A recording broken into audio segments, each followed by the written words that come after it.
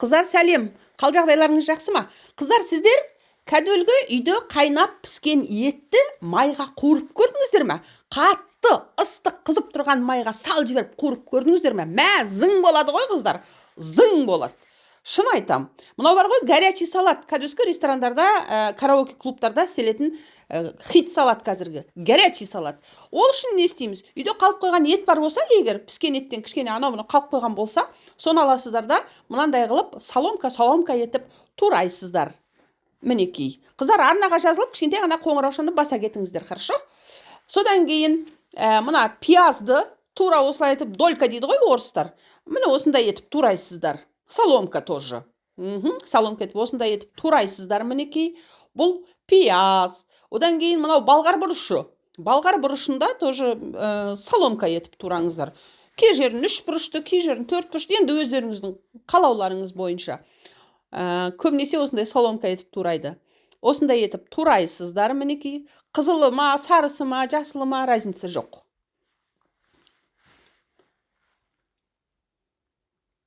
Енді мынау бар ғой, қыздар, саңырауқұлақ.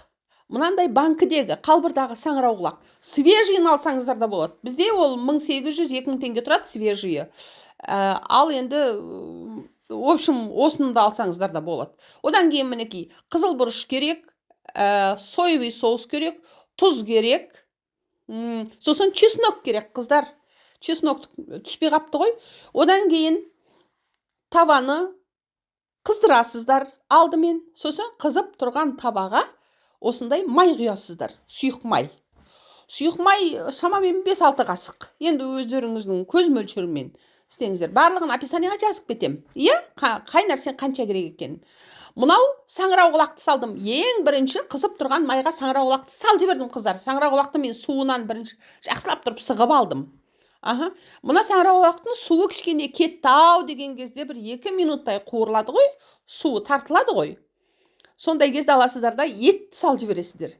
Етті салғаннан кейін араластырып, шамамен бір 2 минут қуырыңыздар. Ет пен саңырауқұлақты бірге қуырып жатырмын, мінекей. Астын астына ауыстырасыздар, араластырасыздар. Содан кейін мынау пияз бен балғар бұрышы. Екеуін қоса салып жіберіңіздер. Тағы да араластырып, 1-2 минут қыздырыңыздар. Одан кейін мынау қызыл бұрыш, өзіңіздің қалауыңыз бойынша. Көп салам десеңіз көп салыңыз, аз салам десеңіз аз салыңыз, өзіңіз білесіз. Қызыл бұрышты салып, тағы да кішкене ыстық майға қыздырдым. Содан кейін мынау чеснок. Чеснокты салып жібердім.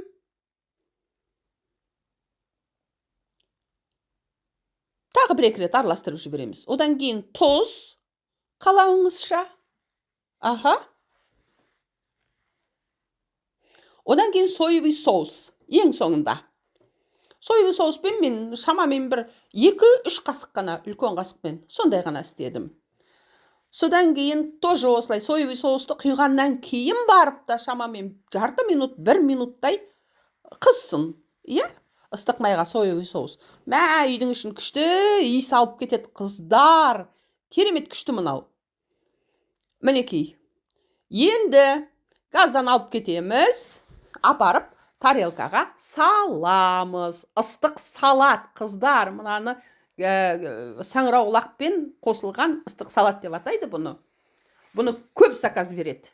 Именно осы салатты көп заказ береді, қыздар. Ашты еще. Керемет күшті, қыздар.